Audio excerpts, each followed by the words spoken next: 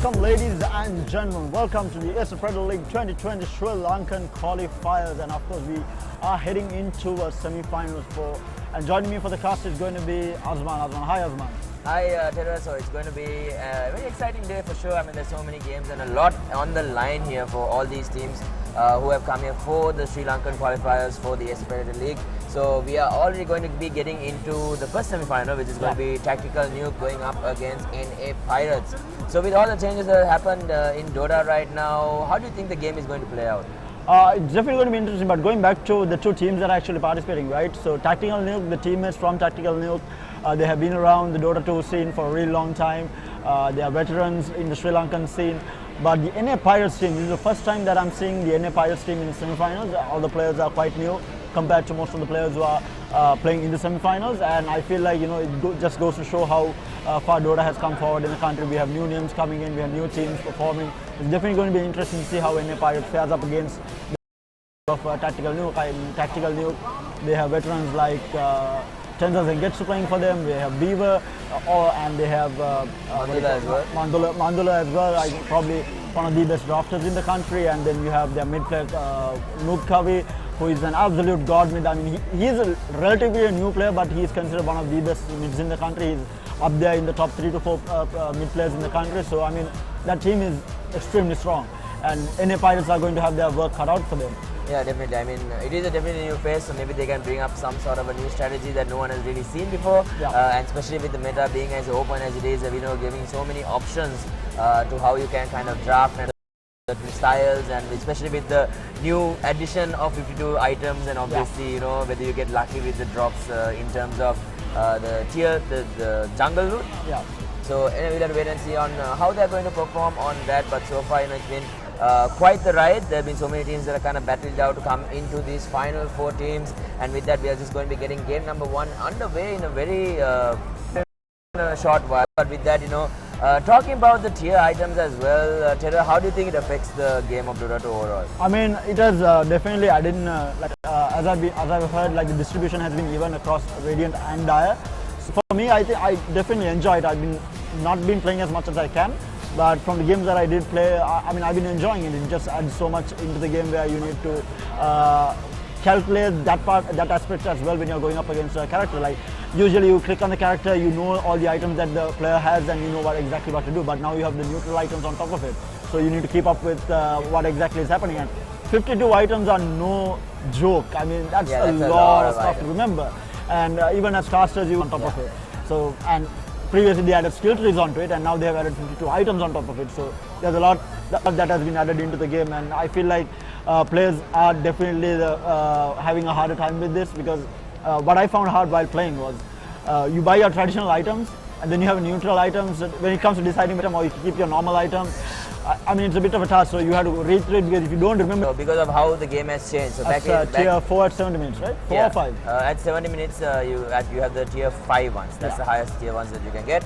So the thing is, so back in our day, when we used to play Dota, we're back in our day, now we're boomers apparently. So, anyway, back in our day, when we used to play supports, you had one dedicated support who buys the wards, who buys the sentries, and you had a position for hood. But that has impacted the game so much, because now most of the supports don't really spend as much gold as they previously did to get sentry wards, to B ward, to buy observer wards, and then still manage to all the XP to the carry, not take any farm.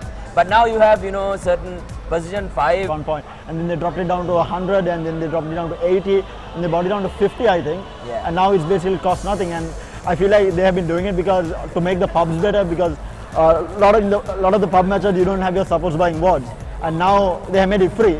You still don't have supports buying wards. Yeah, I mean, that is something that will probably be, it's like earlier back in our day, again we're mentioning it obviously, there was one courier, and you'd be like, save it for the mid laner, don't take it, whatever you do, I need to get myself, I need to get this, I need to get, and you have like out of the 6 slots in the courier, you have 4 slots which is basically for the support. It's and TP scroll even sometimes, usually because even then when the TP scroll was available in the side shop, people will still buy. The couriers being changed, you having it'll be like every time you need to get a key item, you get it immediately, you don't have to wait for someone else. Exactly. And you don't have to, kind of coordinate with your team like you had to back in the day. So there's so many ways that they made the game of Dota 2 faster. Yeah. So, that is something that is always going to be amazing to see. And, the faster the game, usually you get a lot of action duels. So, that's something that you can always use to zone out and, catch someone out, isolate them. But, with the introduction of those, like we said, the jungle items and, the tier 1, 2, 3, 4, 5 items, it's always going to change the game quite a bit. So that is going to be very interesting to see how that kind of works out. But with that, looks like we are ready to get into game number 1, Terror. The drafting phase has started out. So let's see how these teams have prepared to face off against each other. So with that, we are going to be getting into the semi-final, which is obviously a best-of-1 game. It's going to be NA Pirates taking on Tactical Nuke. What do you think the first few bans are going to be? From what I've heard and what I've seen over the last few days and the last few months while I was watching a couple of streams, is that Disruptor is extremely strong, Trident is extremely strong, then you have Doom. I mean, I've seen a Doom almost in every game that I've watched. And then on top of that, you have heroes like Puck, Shadow Fiend. Puck I actually saw a lot. I mean, they started playing in position 4 and I feel like it's extremely strong as well. But I feel like majorly I think Disruptor being strong is just due to the fact that since you don't have to spend so much on supporting items, you just get your Aghanim Scepter really early on. And I mean, we all know how strong Aghanim Scepter on Disruptor is. Like, it mutes all the items. Basically, there is no get out of jail free card in the early game when you have a BKB. But and I feel like the neutral items also has helped out this supports a lot, because you have like mango trees, which gives, now if you place it at the right spot, it gives you vision over the Roshan pit, and then it's basically free mana. Every time you walk by that thing, you grab a couple of mangoes, and now it actually stacks in a bunch of 3, so you don't have to expend a couple of slots for the mangoes as well. And I feel like that has actually helped some of the mid lane heroes also, because they played differently.